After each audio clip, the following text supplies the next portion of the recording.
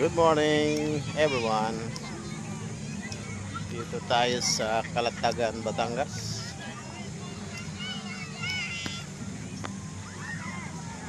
Mayroon po tayong church camp. Dito masarap maligo mga guys. Yan yung liguan natin mamaya. Tapos katabi dyan yung bundok. Maraming mga punong kahoy dyan.